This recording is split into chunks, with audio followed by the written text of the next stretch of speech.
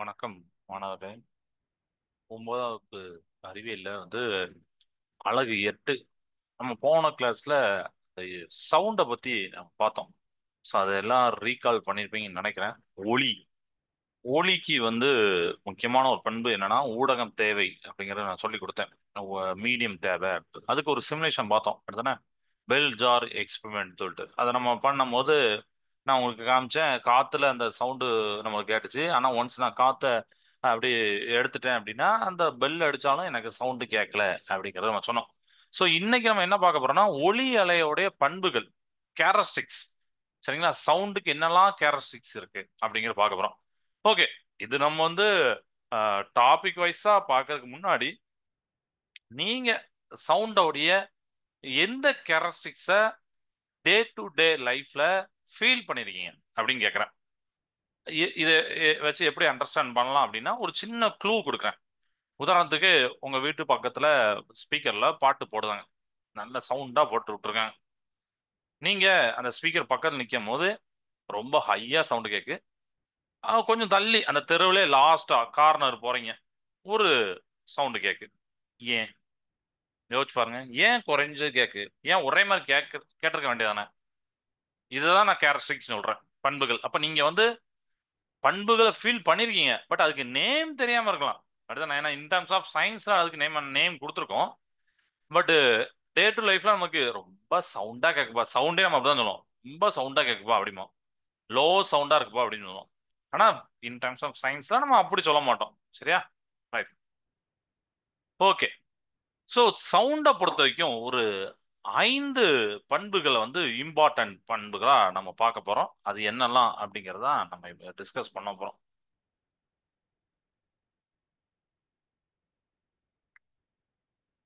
Beach, இங்கிலீஷ்ல பார்த்தீங்கன்னா amplitude அப்படிம்பாங்க. அதிர்வெண், இது ஃப்ரீக்வன்சி. அலைவு காலம், இது டைம் பீரியட் அப்படின்னு சொல்லுவாங்க. அலைவு காலம். அலை நீளம், இது வேவ் லென்த் அப்படின்னு சொல்லுவாங்க. அண்ட் ஃபைனலா வேகம் சொல்லலாம் அல்லது திசை வேகம் சொல்லலாம். இந்த 5 ப்ராப்பர்ட்டி, 5 கேரக்டரிஸ்டிக்ஸை நம்ம பார்க்க போறோம்.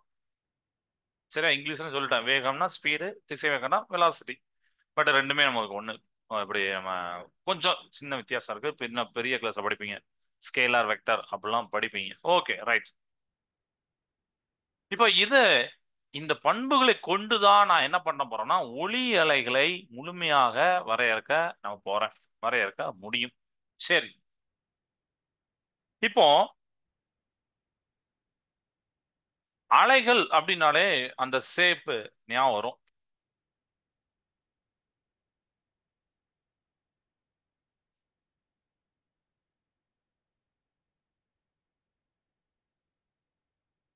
இப்படி போகுது.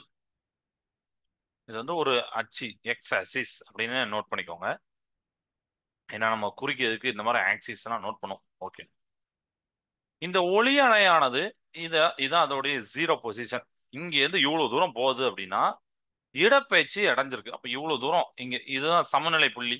சரியா? இவ்வளவு தூரம் அதோட நடுநிலை புள்ளியில இருந்து இவ்வளவு தூரம் அடைஞ்சிருக்கு. ஸோ நம்ம இடப்பெயர்ச்சி அடைஞ்சிருக்கு. ஸோ நம்ம இடப்பெயர்ச்சியை தான் நம்ம கிராஃப் போடுறோம். இந்த கிராஃப்ல பாத்தீங்கன்னா இடப்பெயர்ச்சி. ஓகே. இது தூரம், இது இடப்பெயர்ச்சி. நீங்க மேக்ஸ்ல படிச்சிருப்பீங்க, ரெண்டு ஆக்சிஸ் நோட் பண்ணுவீங்க. எக்ஸ் ஆக்சிஸ், ஒய் ஆக்சிஸ்ன்னு சொல்லிட்டு. ஒய் அச்சு, எக்ஸ் அச்சு. இது போக இன்னொரு அச்சு இருக்கு, இசட் அச்சுன்னு இருக்கு. பட் இந்த எக்ஸ் அண்ட் ஒய்யை மட்டும் நம்ம பேசலாம். எக்ஸ் அண்ட் ஒய்னா என்னன்னா, இப்ப நீங்க எதையோ ஒரு டெஃபனிஷன் கொடுக்க போறீங்க, அதுக்கு நம்ம குறிப்புகள் யூஸ் பண்ண போறோம். அந்த குறிப்புக்கு தான் எக்ஸ் ஆக்சிஸ், ஒய் ஆக்சிஸை நம்ம எடுத்து வச்சுக்கிறோம். சரியா? ரைட். அப்ப இது தூரமா இருக்கு, இது இடப்பெயர்ச்சியா இருக்கு. ஓகே. இந்த அலையானது இந்த இடத்துல இருந்து இந்த இடம் வரைக்கும் மேக்சிமமா போதா, மேக்சிமம் போனோம்னா ரிட்டர்ன் வந்தது.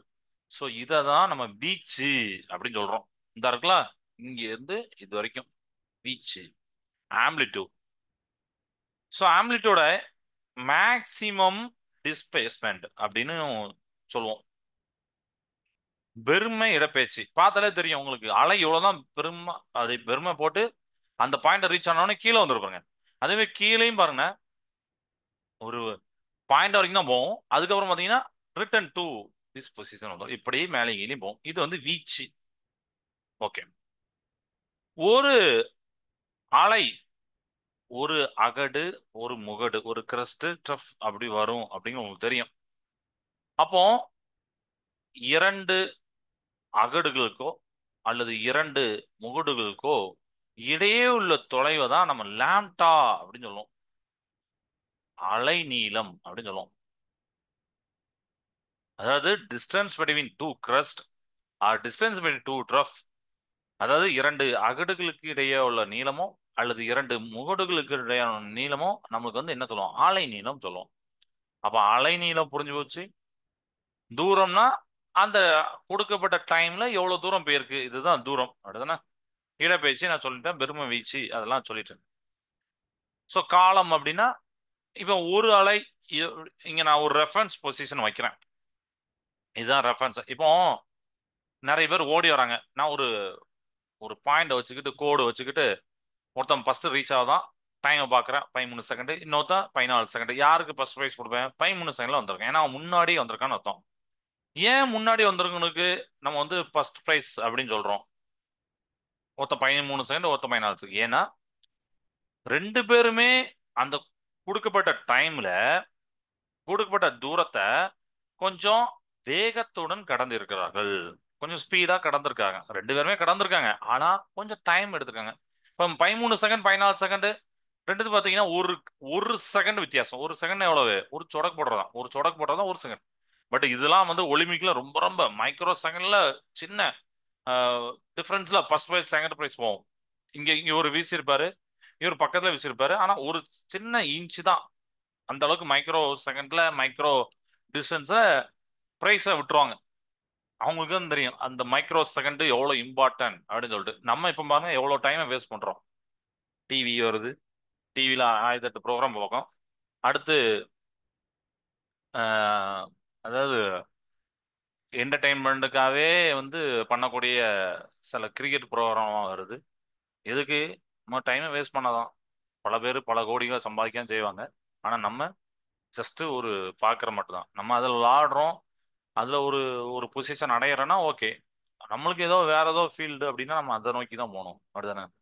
ஆனா நம்ம பாருங்க டைம் எல்லாம் வேஸ்ட் பண்ணோம். ஏன்னா நம்மகிட்ட இருந்து இருக்கிற துட்டும் மணி அண்ட் டைம். டைம் மணியை விட பெருமையான ஒரு அதிகப்படியான ஒரு மதிப்பு உண்டான டைமையும் எடுத்துக்கிறாங்க. எடுத்துட்டு சில டைப் ஆஃப் பீப்புள் வந்து அவங்க இதை அச்சீவ் பண்ண போறாங்க, ஆனா நம்ம கை தட்டிட்டு இருப்போம். அப்போ அந்த காலம் ரொம்ப ரொம்ப இம்பார்ட்டன்ட். சரிங்களா? அப்போ இதுதான் அந்த ரெஃபரன்ஸ் பாயிண்ட். அப்போ இந்த ஒரு அலை இப்படி வருது, ரீச் ஆகுது. குறிப்பிட்ட டைம்ல எவ்வளவு அலைகள் ரீச் ஆகுதோ அதுதான் நாம வந்து பின்னாடி படிப்போம். அதிர்வெண் அப்படின்னு ஒண்ணு படிப்போம். சரியா? அதாவது குறிப்பிட்ட புள்ளி, நான் ரெஃபரன்ஸ் பாயிண்ட் மாதிரி வச்சுக்கிறேன். அந்த அலை அப்படியே விறுவிறுன்னு வரும். நீங்க ஒரு தண்ணியில கல்ல போட்டாலும் பாத்தீங்கன்னா அலை வரும், நீங்க பார்த்துருப்பீங்க. சவுண்ட்லயும் அலை வரும். அதையும் நீங்க பார்க்க முடியாது, ஆனா அதை நீங்க கேள்விப்பட்டிருப்பீங்க. லைட்லயும் அலைகள் உண்டு. ஒளி, நம்ம லைட் இருக்குல்ல, அதுலயும் அலைகள் உண்டு. ஆனா அது நம்மளால கண்ணு தெரியாது. அதை ப்ரூவ் பண்ணிருக்காங்க. அது ஒளி அலை வடிவில் போகுது அப்படின்னு ப்ரூவ் பண்ணிருக்காங்க. ஓகேவா? இதெல்லாம் இது ஒன்று இது பாயிண்ட்ஸ். ஸோ இதுக்கு ரீச் பண்ணும்போது எவ்வளவு அலைகள் பாஸ் ஆகுது அப்படிங்கிறதையும் நம்ம சொல்றோம். சரியா? அப்போ ஒரு அலை இங்க இருக்கு, அப்புறம் இந்த அலை இங்க போகுது அப்படின்னா எவ்வளவு டைம் எடுத்துக்கிடுது, அதுதான் அதோடைய காலம். இப்போ இதோடைய ஜென்ரலான இதுதான் புரிஞ்சுது. பட் நம்ம இன்னும் டீப்பா உள்ள போக போறோம். ஃபர்ஸ்ட் நம்ம வீச்சை பார்க்கலாம்.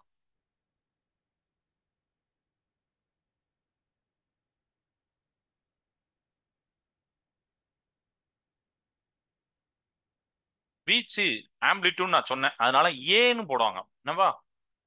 இங்கிலீஷ்ல பாத்தீங்கன்னா ஆம்பிளிட்யூட், வீச்சு. நான் வீச்சுக்கு ஒரு சிம்பிளா என்ன சொல்லி கொடுத்தேன்?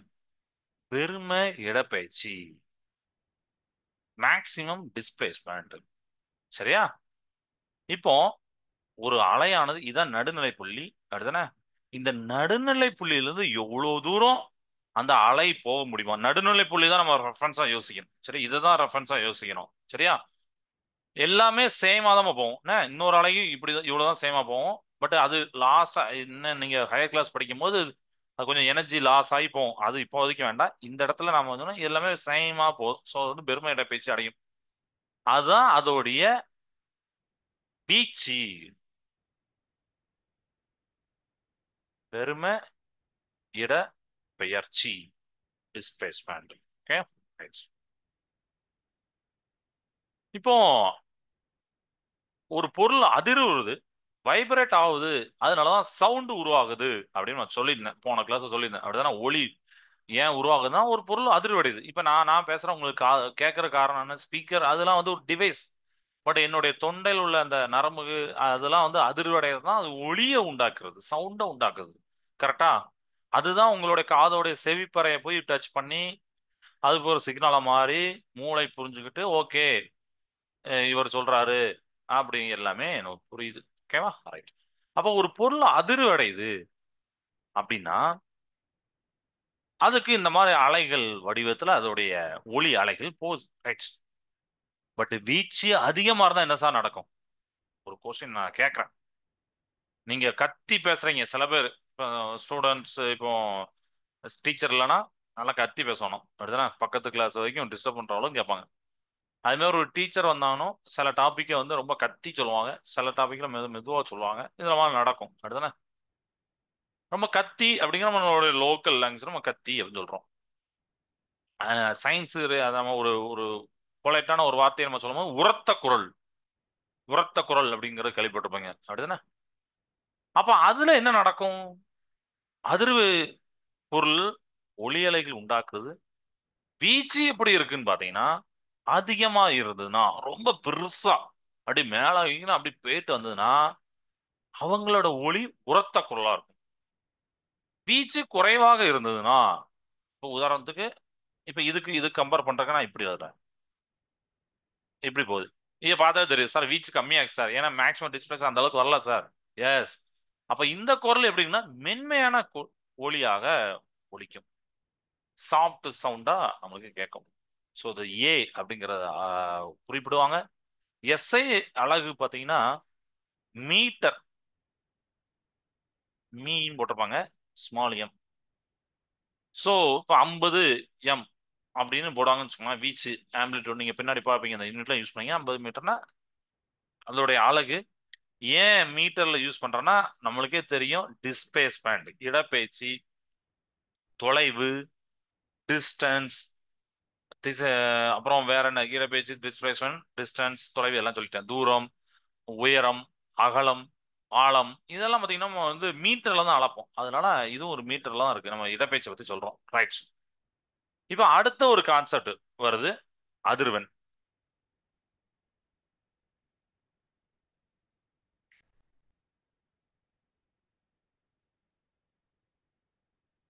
இதை வந்து என்ன அப்படின்னு நோட் பண்ணிப்பாங்க. ஆனா நீங்க ஹையர் கிளாஸ் படிக்கும் போது இந்த இந்த சிம்பிளையும் யூஸ் பண்ணுவீங்க, எஃப்.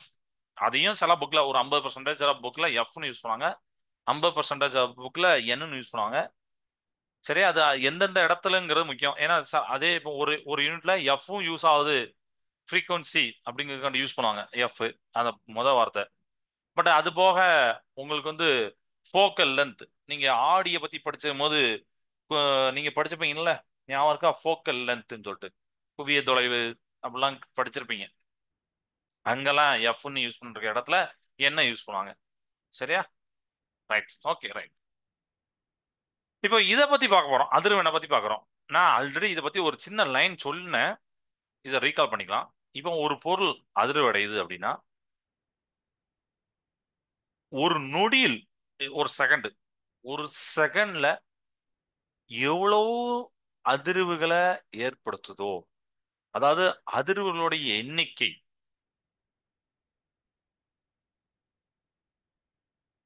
ஒரு நொடிக்கு தானே யோசிக்கணும், ஒரு மணி நேரத்துக்குலாம் யோசிக்கணும். ஏன்னா ஒரு நொடி ஏன் சார் யூஸ் பண்றாங்க? அதுதான் பேசிக் யூனிட், அடிப்படையான அலகு. டைம்ல பொறுத்த வரைக்கும் அதுதான் அடிப்படையான அலகு. ஸோ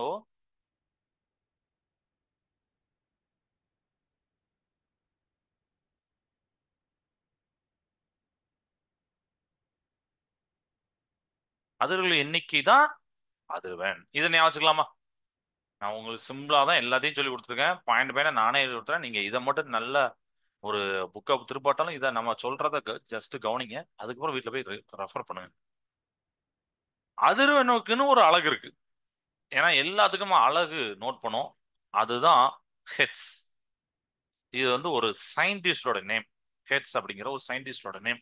HZ போடுவாங்க. இப்போ 50 ஹெட்ஸ், 20 ஹெட்ஸ் அந்த மாதிரிலாம் நம்பர் போடுவாங்க. அப்போ அது வந்து அதிர்வெண். ஒரு செகண்டுக்கு 50 நம்பர் ஆஃப் அது அலைவுகளை உருவாக்குது. அந்த மாதிரி நம்ம புரிஞ்சுக்கணும். ஓகே. இதுக்கு இன்னொரு இதுவும் இருக்கு யூனிட், செகண்ட் இன்வர்ஸ். ஏன்னா இந்த இது நான் சொன்னேன் ஒரு செகண்டுக்கு அதிர்வுகள் எண்ணிக்கை சொன்னேன். அப்போ அந்த செகண்ட் வந்திருக்கு, அதனால செகண்ட் இன்வர்ஸ் போடுவாங்க. சரியா? அதாவது வினாடி இன்வர்ஸ். ஹெட்ஸுக்கு இன்னொரு யூனிட் செகண்ட் இன்வர்ஸ், வினாடி இன்வர்ஸ் அதிர்வெணுக்கு. சரியா? ஞாபகம் வச்சுக்கோங்க. ஓகே. இங்க நம்ம ஒரு முக்கியமான பாயிண்ட பார்க்க போறோம் அடுத்து. இந்த உலகத்துல இப்ப நான் உங்கள்கிட்ட கேட்கறேன், ஒரு கொஸ்டினை கேட்கறேன். இந்த உலகத்துல உங்களால சில சவுண்டை கேட்க முடியுது. இந்த உலகத்துல கேட்கக்கூடிய அத்தனை சவுண்டும் உங்களால கேட்க முடியுதா? இல்ல உங்களுன்னா வேண்டாம், இப்ப நம்மளால அப்படின்னு வச்சுக்கோ. நீங்க என்ன ஆன்சர் சொல்லலாம்? மனிதர்களால இந்த உலகத்துல யூனிவர்ஸ்ல இருக்கக்கூடிய அத்தனை சவுண்டும் கேட்க முடியுதா? நான் எக்ஸாம் சொல்லலாம், ஆனா எக்ஸாம் சொன்னா நீங்க அப்புறம் அது யோசிச்சு பார்க்கும்போது ரொம்ப ஈஸியாயிரும். அதனால நீங்களே சும்மா யோசிச்சு இந்த உலகத்துல உள்ள அத்தனை விதமான, ஏன்னா வகைகள் இருக்கு. அத்தனை விதமான நீங்க வந்து இன்னொரு ஃப்ரெண்டும் கத்துறது பேசுறது அது சொல்லல. பல்வேறு விதமான விலங்குகள் அந்த மாதிரிலாம் நம்ம சொல்றோம். உதாரணத்துக்கு ஒரு ஏரோப்ளேன் போகுதுன்னு வச்சுக்கோங்க, அது ஒரு சவுண்ட் ப்ரொடியூஸ் பண்ணும். ஒரு சுறா மீன் சத்தம் போடுது. வேற என்ன, ஒரு காய்ந்த இறகு ஒரு சவுண்ட் இருக்கு, நீங்க பார்த்துப்பீங்க. ஒரு மரம் காத்துல அரைச்ச மாதிரி ஒரு சவுண்ட் வருது. இத மாதிரிலாம் நிறைய சவுண்ட் இருக்கு. இது மாதிரி எல்லா சவுண்டையும் நம்மளால கேட்க முடியும். ஆனா ஆன்சர் நோ, நம்மளால கேட்க முடியாது. கரெக்டா?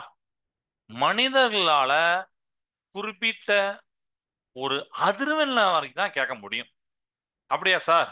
எந்த அதிர்வெண், எந்த ரேஞ்ச்? எஸ், 20 ஹெர்ட்ஸ் முதல் 20,000 ஹெர்ட்ஸ் வரை. இது வந்து யூனிட் சொல்லிட்டேன். இதை மட்டும்தான் மனிதனுடைய செவிகள் உணரும். இதுக்கு கீழேயோ 20 ஹெர்ட்ஸுக்கு கீழே ஒரு சவுண்ட் ப்ரொடியூஸ் ஆகுதுன்னா நம்மளால கேட்க முடியாது. 20,000 ஹெர்ட்ஸுக்கு மேல போகுதுன்னாலும் நம்மளால கேட்க முடியாது. சரியா? நீங்க சில டைம்ல பாத்தீங்கன்னா இந்த சுனாமி வரும்போது ஒரு நியூஸ் கேள்விப்பட்டிருப்பீங்க. அங்க இருக்கிற ஆடு மாடுகள் நாய்கள்லாம் பாத்தீங்கன்னா கொஞ்சம் மிரண்டு அந்த இடத்த விட்டு ஓடுனுச்சின்னு நீங்க கேள்விப்பட்டிருப்பீங்க. மேபி கேள்விப்படாட்டாலும் நெட்ல அடிச்சு பாருங்க. இது ஜப்பான்லயும் நடந்திருக்கு. ஜப்பான்ல ஒரு ஆட்டம் அந்த மாதிரி ஆடு மாடுகள்லாம் அடிச்சு பிறண்டு ஓடும் போது அதை புரிஞ்சுக்கிட்டு அங்க உள்ள மக்கள் வந்து இடம்பெயர்ந்தனால மிகப்பெரிய அளவுல உயிர் சேதம் வந்து தவிர்க்கப்பட்டது அப்படின்னு சொல்லிட்டு நான் மிந்தி படிச்சிருக்கேன். ஸோ ஏன் அப்படின்னா நம்ம உலகத்துல விதவிதமான உயிரினங்கள் இருக்குன்னு தெரியும் உங்களுக்கு. அப்போ ஆடு மாடு நாய் பூனை இதுக்கெல்லாம் பார்த்தீங்கன்னா நம்மளை விட இன்னும் கொஞ்சம் ஷார்ப்பா ஒரு அப்சர்வ் பண்ணக்கூடிய சவுண்டை, ஏன்னா நம்ம 20 ஹெர்ட்ஸ் நம்ம தான் சொல்லியிருக்கோம், அதுகளுக்கு 20 ஹெர்ட்ஸை விட குறைஞ்ச சவுண்டை கூட கேட்க முடியும். அப்போ அதுகளுக்கு தெரியும் ஒரு ஓகே சம் பாதிப்பு வரப்போகுது. ஏன்னா வந்து சுனாமி வந்தாலும் சரி நிலநடுக்கம் வந்தாலும் சரி அதுலேயும் அலைகள் ஒலிகள் வரும். பட் நம்மளுக்கு அது தெரியாது. அலைகள் அதுலேயும் ஒரு டிஸ்டர்பன்ஸ், நம்ம பூமி பூமி அலைகள் அப்படிங்கிறதெல்லாம் கிரியேட் ஆகும். பட் அது நம்மளுக்கு தெரியாது.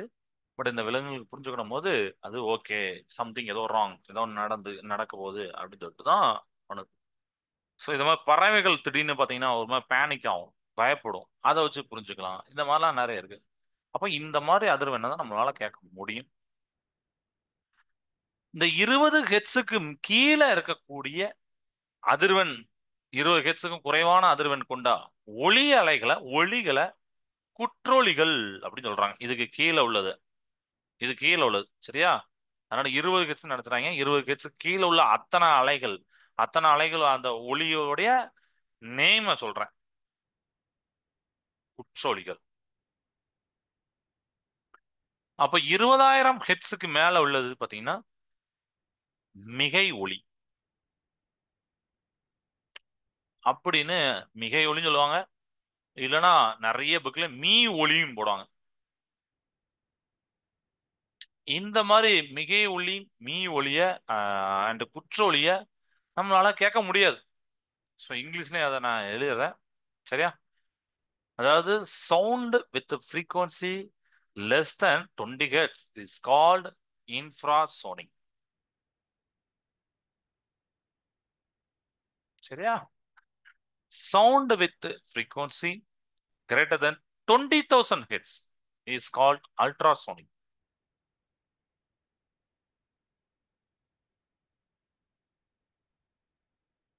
We cannot hear the infrasonic and ultrasonic sounds. சரியா? நம்மளால எல்லாம் கேட்க முடியாது. Okay right. இப்போ இது புரிஞ்சிருக்கும்னு நினைக்கிறேன். இப்போ அடுத்த பண்புகளை நம்ம பார்க்க போறோம். Time period D.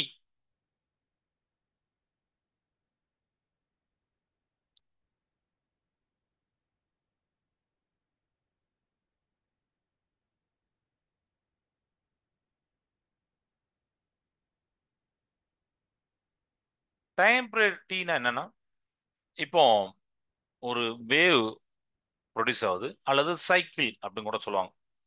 So time required to produce one complete vibration. இதுதான் நம்ம வந்து என்ன சொல்லுவோம்னா டைம் பீரியட் அப்படின்னு சொல்லுவோம். இது வந்து டி அப்படின்னு நோட் பண்ணுவாங்க. இதுக்கு வேற எந்த சிம்பிளும் கிடையாது, டி தான் கிடைச்சி வைக்கும். சரியா? எஸ்ஐ யூனிட் ஆஃப் டைம் பார்த்தீங்கன்னா இது வந்து சிம்பிள் தான் டி. இதுக்கு வந்து யூனிட் போடும்போது செகண்ட், வினாடி. அண்ட் ஃப்ரீக்வன்சிக்கும் டைம் பீரியடுக்கு உண்டான ஒரு ரிலேஷன் என்னன்னா ஃப்ரீக்வன்சி நம்ம என்னன்னு சொன்னோம். So T is one by N. இது வந்து ஃபார்முலாவில் ரொம்ப இம்பார்ட்டன்ட் ஃபார்முலா. இது வந்து உங்களுக்கு வந்து சம்ல யூஸ் ஆகும். இந்த ஒரு ஃபார்முலா தெரிஞ்சுட்டீங்கன்னா டைம் பீரியட் கொடுக்குறாங்க, கால அளவு அதாவது அலைவு காலம் கொடுக்குறாங்க, அதை வச்சு அதிர்வெண் நீங்க கண்டுபிடிக்கலாம். ஸோ அதிர்வரும் துகள் ஒரு முழுமையான அதிர்வு இருக்கு. ஒரு முழுமையான ஒரு மேடு, ஒரு ஒரு அகடு, ஒரு முகடு, ஒரு கிரஸ்ட் ட்ரஃப். அதுதான் நம்ம ஒரு இதை ஒரு கம்ப்ளீட் சைக்கிள் எப்படி சொல்லணும்னா இதை தான் ஒரு கம்ப்ளீட் சைக்கிள் சொல்லுவோம். அப்போ அந்த ஒரு கம்ப்ளீட் சைக்கிள் போறதுக்கு எவ்வளோ டைம் எடுத்துக்கிறதோ அதுதான் அதோட டைம் பீரியட். அதிர்வுடைய துகள் ஒரு முழுமையான அதிர்விற்கு எடுத்துக்கொள்ளக்கூடிய காலம் தான் அலைவு காலம். இது டி என்ற எழுத்தால் எழுதப்படுகிறது. எஸ்ஐ அலகு முறையில நம்ம சொல்லும் போது இதுக்கு என்ன சொல்லுவோம்னா வினாடி அப்படின்னு சொல்றோம். அலைவு காலத்துக்கும் அதிர்வெனுக்கும் உண்டான ரிலேஷன் இதுதான். ஸோ சம்ல இதை கேட்பாங்க. இதை நீங்க பார்த்து வச்சுக்கோங்க. கிளியர் ஆயிட்டா? ரைட்ஸ். ஓகே. இப்போ நம்ம அடுத்த டாபிக் போறோம். அடுத்து பாத்தீங்கன்னா அடுத்த பண்புகள் அலை நீளம்.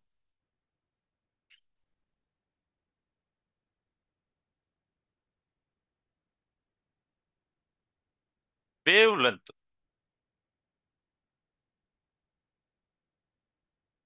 வேவ் லென்த் லேம்டா அப்படிங்கிறது நம்ம படம். இது பேர் லேம்டா. இந்த மாதிரி ஒய்ய கவுத்தி வச்சிருப்பாங்க. ஆல்ரெடி நீங்க முன்னாடி கேள்விப்பட்டிருப்பீங்க.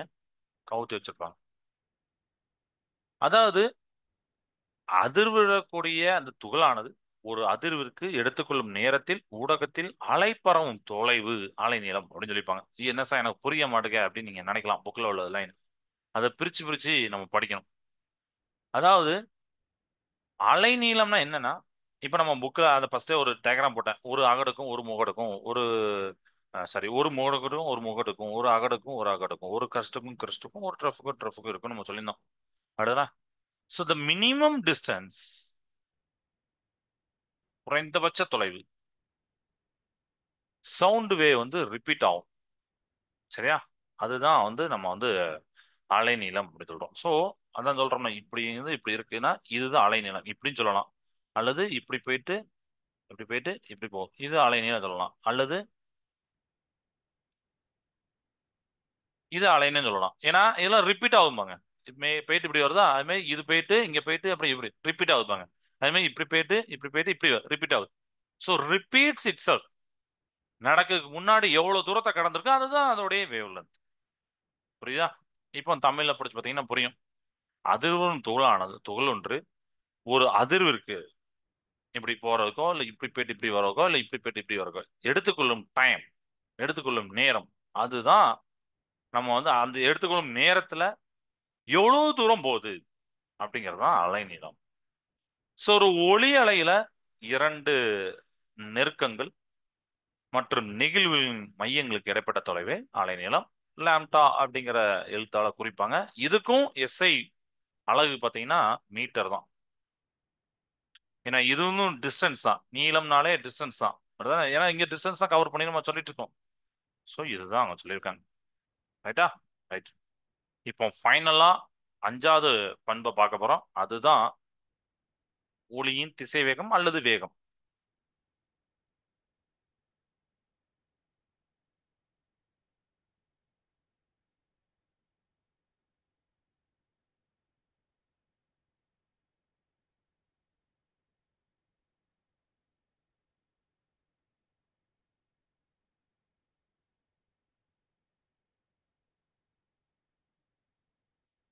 பி அப்படின்னு இதை சொல்லுவாங்க. டினோட் பண்ணுவாங்க. இதோட எஸ்ஐ அலகு நான் சொல்றேன். ஃபர்ஸ்ட் டெஃபினேஷன் சொல்லிக்கிறேன். இப்போ பொதுவா வேகம் அப்படின்னா என்ன அர்த்தம்?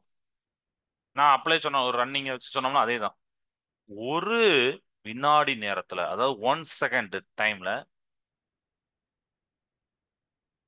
ஒரு வினாடி நான் ஒரு சொடக்கு போடுற நேரத்துல ஒளி அலை கடக்கும் தொலைவு தான்.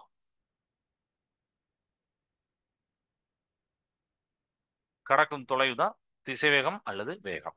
சரியா?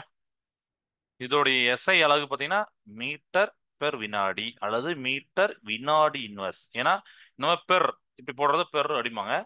இது மேலே கொண்டு வர்றதுக்கு இப்படி இன்வெர்ஸா போடுறோம். எங்க எங்க பவர்ல இருக்க ஒண்ணுன்னு இருக்கும், மேலே போனா inverse. Metre second inverse. English பார்த்தீங்கன்னா மீட்டர் செகண்ட் இன்வெர்ஸ் அல்லது மீட்டர் பெர் செகண்ட் அப்படின்னு போடுவாங்க. சரியா? இப்போ இதை தமிழ்ல சொல்லிட்டேன், இங்கிலீஷ்ல சொல்றேன். The distance travelled by the sound wave in 1 second. ஒரு செகண்ட்ல எவ்வளோ டிஸ்டன்ஸை அந்த சவுண்ட் வேவ் டிராவல் பண்ணிருக்கோம், அதுதான் அதோடைய வேகம். அதுதான் அதோடைய வெலாசிட்டி, திசைவேகம். அண்ட் அதோட யூனிட். இப்போ இதெல்லாம் புரிஞ்சுதா? Okay, right. இந்த 5 ப்ராப்பர்ட்டி புரிஞ்ச பிறகு இப்போ நீங்க எதில் டவுட் இருந்தா கேளுங்க. நான் ஒரு சிமுலேஷனுக்கு போக போறேன். அந்த சிமுலேஷன் உங்களுக்கு புரியும். இந்த 5 ப்ராப்பர்ட்டியில நம்ம சில ப்ராப்பர்ட்டியை செக் பண்ணி பார்க்கலாம். அதுக்கு முன்னாடி இதுல எதுவும் டவுட் இருந்தா எப்பவுமே கேளுங்க. நான் திருப்பி நான் எகெயின் ரிவைட் ரிவைட் ரிவிஷன் கொடுக்குறேன். ம், டவுட் இருக்கா? ஓகே. ஸோ நான் வந்து அந்த சிமுலேஷன் எடுக்கிறேன். 1 செகண்ட் ப்ளீஸ்.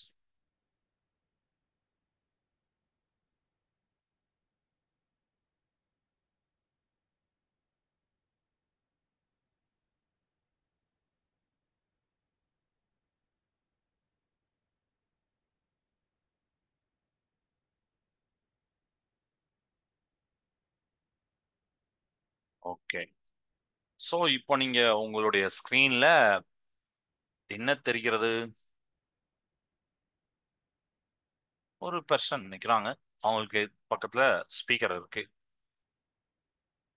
ஓகே. சைடில் பார்த்தீங்கன்னா சில ப்ராப்பர்ட்டி இருக்கு. நீங்க அந்த ப்ராப்பர்ட்டியை நம்ம பார்த்தோம்ல, என்னதெல்லாம் பார்த்தோம்? அதிர்வெண் பார்த்தோமா? அதிர்வெண் இருக்கா? ஃப்ரீக்வன்சி இருக்கு. ஆம்பிளிடியூட் இருக்கா? பீச் இருக்கு. அப்புறம் ஏர் டென்சிட்டின்னு ஒன்று இருக்கு. அதையும் நம்ம பார்க்கலாம். இங்க காற்றுடைய அடர்த்தி எப்படி இருக்கு, பனிக்காலத்துல அதாவது மழை காலத்துல எப்படி இருக்கு, நீங்க அதை வாட்ச் பண்ணி பார்த்துருப்பீங்கன்னு தெரியல. மழை காலத்துல சவுண்ட் எப்படி இருக்கு, ரொம்ப ஒரு ஹாட்டான டேஸ்ல சவுண்ட் எப்படி இருக்கு அப்படிங்கிறத நீங்க வாட்ச் பண்ணலாம். இதுக்கப்புறம் நீங்க வாட்ச் பண்ணி நோட் பண்ணுங்க. ஓகே. ஸோ இதுல நான் வந்து உங்களுக்கு சவுண்டை ஷேர் பண்றேன். ஏன்னா அப்பனா தான் உங்களுக்கும் அது புரியும்.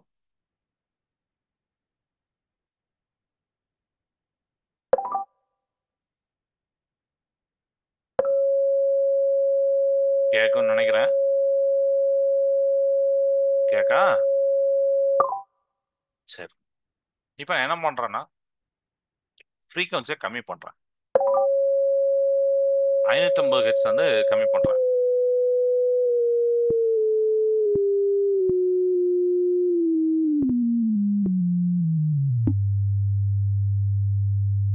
100 ஹெர்ட்ஸ்க்கு நான் கொண்டு வந்துட்டேன். ஒரு ரேஞ்செலாம் குறைக்கும். நம்ம ஆக்சுவலாக நம்மளுக்கு 20 to 20,000 வரைக்கும் கேட்கும். 100 ஆல்ரெடி கேட்கும். ஆனால் நீங்க 550ல கேட்கறதுக்கும் 100ல கேட்கறது எவ்வளவு பெரிய வித்தியாசம் இருக்கு பாருங்க. தெரியுதா? அப்ப அதிர்வெண் மாறுபடுறதுனால ஒலி அலைகளுடைய அந்த சவுண்டு எப்படி இருக்கு பாருங்க. இது 1000 ஹெர்ட்ஸ். நம்மளால காதுலே கேட்க முடியாத அளவுக்கு இருக்கும். சரியா? சரி. இப்போ ஒரு ஃப்ரீக்வன்சி இந்த இடத்துல வச்சுக்கிட்டு ஆம்பிளிட்யூட நான் செக் பண்ண போறேன். இந்த பாருங்க.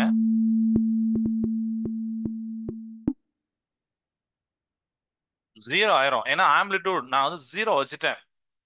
அப்போ ஒலி அலைகள் அது மேல போகவே இல்லை. அது வெறுமை இடப்பெயர்ச்சி அடையவே இல்லை. பாத்தீங்களே? அதிர்வெண் அலைநீளம் சாரி வீச்சு அப்படிங்கிறத நம்ம பார்த்தோம். அந்த வீச்சுனா பெர்மனன்ட் டிஸ்பிளேஸ்மெண்ட் நான் 0 ஆகிட்டேன். அதனால ஒலி அலைகளே இல்லை பாருங்க. சவுண்டே கேட்கல பாருங்க. பட் இதை கூட்டினா நான் பெருமை இடப்பெயர்ச்சியை கூட்டலாம். அதாவது அலைகளுடைய பெருமை இடப்பெயர்ச்சியை கூட்டலாம். அப்போ சவுண்டு உங்களுக்கு உரத்த குரல் அப்படின்னு ஒரு வார்த்தை படிச்சோமா? பாருங்க.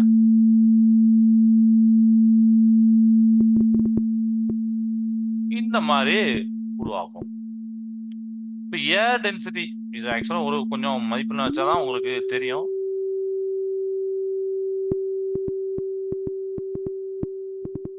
தெரியுதா?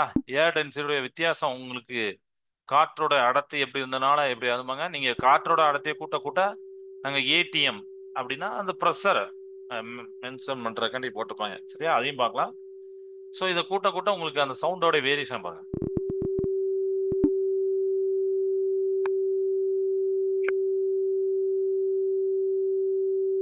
தெரியுதா? ஓகே. இப்போ இதுல உங்களுக்கு சில பாயிண்ட்ஸ் வந்து உங்களுக்கு புரிஞ்சுது. எப்படி நம்ம படிச்ச பாயிண்ட் தான். வேரியேஷன்ஸ் எப்படி இருக்கு அப்படிங்கிறத நம்ம பார்த்தோம். அடுத்தது இதே மாதிரி நம்ம வந்து டிஸ்டன்ஸ் வச்சும் பார்ப்பாங்க. அப்புறம் டைமை பார்ப்பாங்க. நிறைய இருக்கு. நம்ம அதிலே பார்த்தீங்கன்னா அந்த அஹ், ஒவ்வொரு அலையும் எவ்வளோ டைம் எடுத்துக்கிடுது, அந்த ஒரு ஒரு டிஸ்டன்ஸ்லேருந்து இன்னொரு டிஸ்டன்ஸ் எவ்வளோ டைம் எடுத்துக்கிறது, அப்புறம் எவ்வளோ டிஸ்டன்ஸை பாஸ் பண்ணுது எல்லாமே நம்ம பார்க்கலாம். ஓகேவா? ரைட். இது வந்து இந்த நம்ம பண்புகளை பார்க்கறதுக்காண்டி நான் வந்து உங்களுக்கு சொன்னேன்.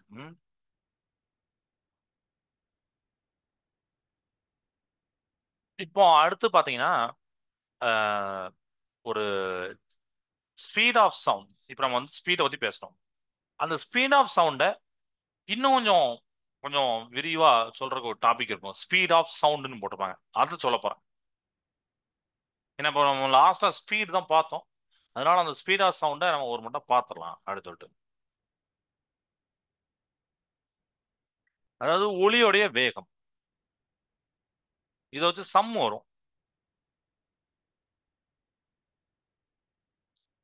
நம்ம ஏற்கனவே சொல்லியாச்சு. ஒரு யூனிட் டைம்ல பெர் செகண்ட்ல ஒரு வினாடியில அந்த அலையானது சவுண்ட் வேவ் ஆனது எவ்வளவு தூரத்தை கடக்கோ எவ்வளவு டிஸ்டன்ஸ் டிராவல் பண்ணுதோ அதுதான் அதோடைய ஸ்பீடு. அடுத்தானே? ஸோ ஸ்பீடோடைய ஃபார்முலா என்ன? வேகத்தோடைய ஃபார்முலா என்னன்னா ஸ்பீடு சிக்கோட்டு நம்ம சின்ன கிளாஸ்ல படிச்சிருக்கோம். ஞாபகம் இருக்கா? அதே ஃபார்முலா தான். Distance by time. அதனால மாறாது. சவுண்டுக்கு லைட்டுக்கு அப்படிலாம் அந்த ஃபார்முலா மாறாது. ஃபார்முலா எல்லா பக்கம் ஒண்ணுதான். மாறவே மாறாது. ஓகேவா? வேகம் அப்படின்னா தொலைவு பை காலம். தொலைவு பை காலம் போட்டலாமா? செகண்ட் சாரி, ஸ்கிரீன் இதாயிடுச்சு. சரி சரி.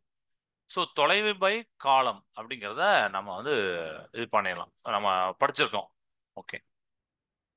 அண்டு இந்த இடத்துல நம்ம என்ன பண்றோம்னா இந்த தொலைவு அப்படிங்கிற சவுண்டை பத்தி படிக்கும் போது தொலைவுனாலே வேவ் லென்த் அப்படின்னு படிச்சோம். ஞாபகம் இருக்கா? அப்போ இந்த இடத்துக்கு பதிலாக நான் வந்து லேம்டான்னு போட போறேன். ஏன்னா இங்கேயும் அந்த லேம்டாங்கனாலும் டிஸ்டன்ஸ் தான். எவ்வளவு தூரம் பயணிச்சிருக்கு அதோட டிஸ்டன்ஸ் தான். கரெக்டா? டைம் பீரியட் கால அளவை நான் டீன்னு வச்சுக்கிட்டேன். புரியுதா? Lambda by T. Clear? So the distance travelled by ஒரு வேவ் ஒரு டிஸ்டன்ஸை டிராவல் பண்ணுதா நம்ம அதை என்ன சொல்லுவோம்னா இன் டர்ம்ஸ் ஆஃப் வார்த்தையில வேவ் லென்த் சொல்லுவோம். ஸோ வேவ் லென்த் லேம்டா அப்படி போடுறோம். டைம் டேக்கன்ல நம்ம வந்து டி அப்படிங்கிறத போடும். இது கிளியரேட்டா ஸ்பீடு அப்படின்னு சொல்லிட்டு. ஸோ ஸ்பீடை வந்து நம்ம வி அப்படின்னு சொல்றோம். So V is equal to lambda by T. இதை ஞாபகம் வச்சுக்கலாமா? அண்ட் நம்மளுக்கு இன்னொன்று தெரியும். டிக்கும் என்னுக்கு உண்டான ரிலேஷன் தெரியும். Wavelength sorry time period and frequency அதிர்வெண்ணுக்கும் கால அளவுக்கு உண்டான பரலம் தெரியும். இது தெரியும். அப்போ டி = 1/n. இதுல இருந்து என்ன இங்க கொண்டு வந்துட்டு டி இங்க கொண்டு வந்துடும். இப்படி கொண்டு வரலாமா? நல்லா பாருங்க. இப்படி கொண்டு வரலாம் அப்படிதானே? என்ன இங்க கொண்டு வந்துட்டு டி இங்க கொண்டு வந்துடும். ஸோ n = 1/t, ரெண்டுமே ஒன்று தான். ஸோ 1/t இங்க பாருங்க, லாம்டா இன்ட்டு 1/tன்னு போடலாம். இது லாம்டா பை டீனா லாம்டா இன்ட்டு 1/t. இந்த 1/tக்கு பதிலாக நான் என்ன பண்ணலாம்? என்னங்கிறத சப்ஸ்டிட் பண்ணலாம். So lambda n = e. So v = n lambda. இது another one important formula, note பண்ணிக்கோங்க. சரியா? ஸோ இந்த ஃபார்முலால எதுனா என்னெல்லாம் சொல்லியிருக்கேன்னா, ஸ்பீடு அதையும், n அதிர்வெண், லாம்டா அலைநீளம், ஃப்ரீக்வன்சி, வேவ்லென்த். இதை பத்தி நீங்க பெரிய கிளாஸ் நல்லா படிப்பீங்க. ஒரு ஒரு சவுண்டோ ஒரு லைட்டோ அதுக்குன்னு ஒரு வேவ்லென்த் இருக்கும், அதுக்குன்னு ஒரு ஃப்ரீக்வன்சி இருக்கும். நம்ம இப்போ கூட பார்த்தோம், நான் ஃப்ரீக்வன்சி சேஞ்ச் பண்ண உங்களுக்கே தெரிஞ்சது அப்படிதானே? ஸோ பக்கத்தில் உள்ள பார்க்கும்போது ரொம்ப சவுண்டா கேட்கு, கூட தள்ளி போகும்போது குறைய கேட்குன்னா ஃப்ரீக்வன்சி தான் காரணம்.